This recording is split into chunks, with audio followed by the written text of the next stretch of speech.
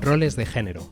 Afortunadamente el mundo avanza y cada vez las personas somos más libres de expresarnos y vivir como realmente deseamos. No obstante, aún existen algunos clichés sobre lo que es esperable de cada género. En este capítulo ponemos a debate lo que se considera tradicionalmente femenino, masculino y cómo afecta a nuestras vidas.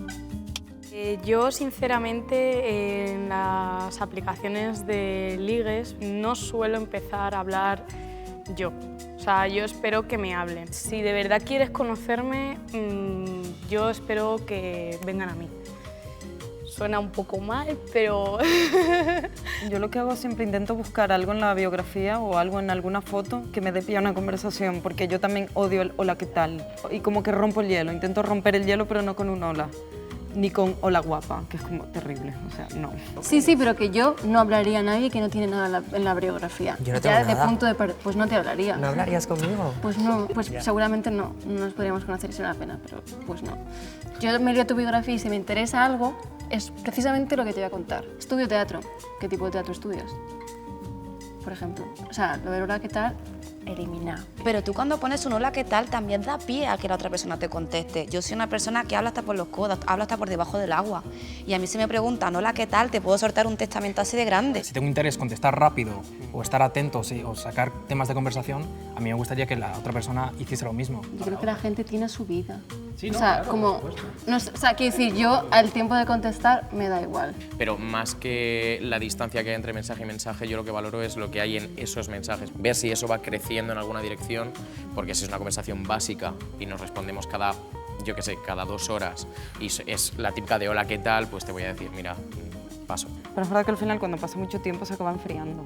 O sea, si pasan 2 días en lo que te contesto es que me olvidé de ti. Pero si tienes interés, buscas el ratito. Si tú tienes interés, buscas el ratito porque te engancha la conversación. Tuve una novia hace 1 año y medio y lo dejamos por esto, porque yo a lo mejor respondía cada 11 horas, pero no era mi culpa, ¿sabes? A esa niña me interesaba muchísimo, lo que pasa es que me viera el WhatsApp y ver algo y ya pasar de estar pendiente a eso, me agobia.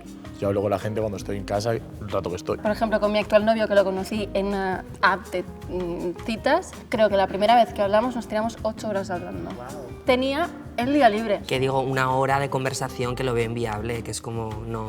Yo, por ejemplo, en mi caso, eso no... Creo que nunca he tenido una conversación tan larga. Oye, perdona, que estos días estoy muy ocupada, no voy a estar tanto con el móvil.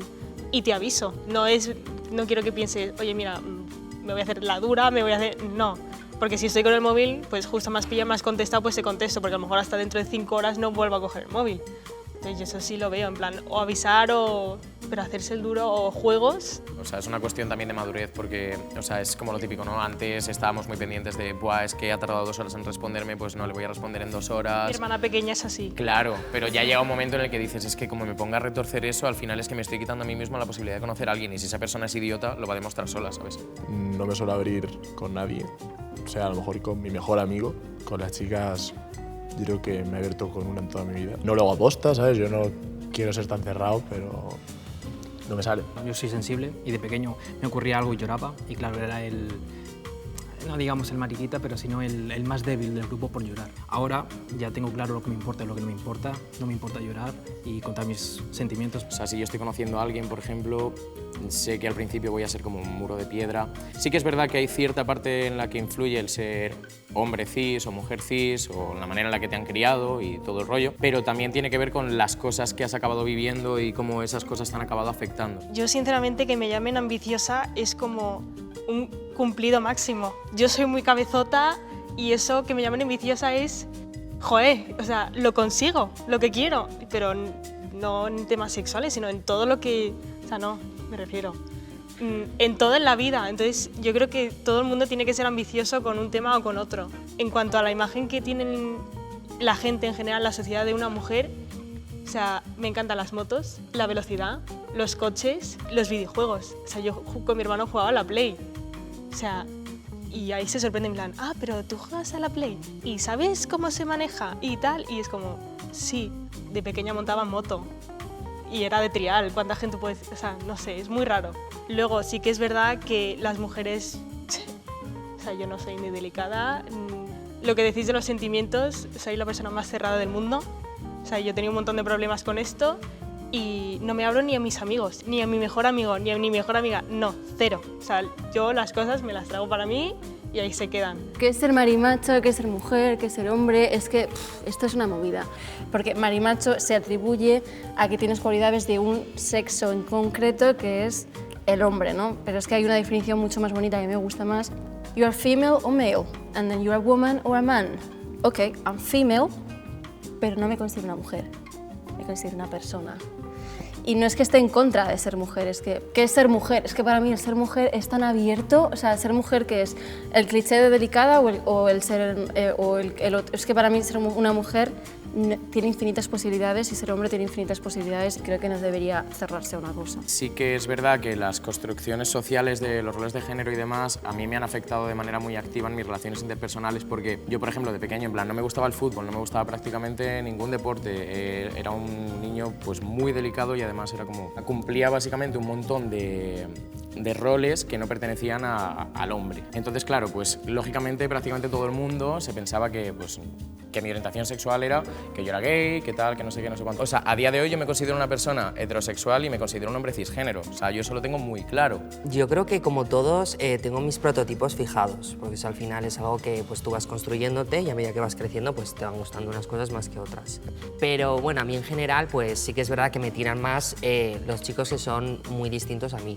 Las mujeres toda la vida han cosido y ahora dicen es que las mujeres no saben coser, pues como los hombres toda la vida, los hombres tampoco han sabido coser durante toda la vida.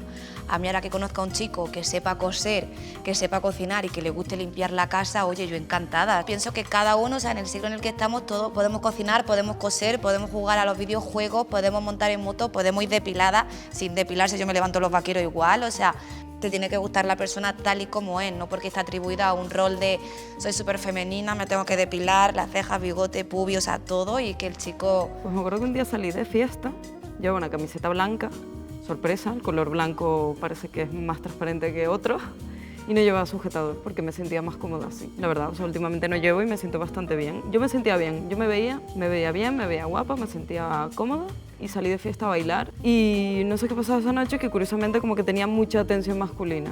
Y bueno, yo estaba bailando y me daba igual, yo bailaba, saltaba, bajaba, subía, ¡buah!, a tope. Y se me acercaban los típicos tíos listillos, no digo todos, sino los listillos. Se me acercó uno en concreto y me dijo, ponte sujetador, por favor. Y lo miro así, le digo, póntelo tú. Y como que se quedó cortado y me dice, bueno, yo cuando era joven tenía que llevar arnés por la espalda, porque estaba... Y le digo, ¿y estabas cómodo con el arnés? Me dice, no, la verdad es que no era nada cómodo. Digo, pues yo con sujetador tampoco estoy cómoda.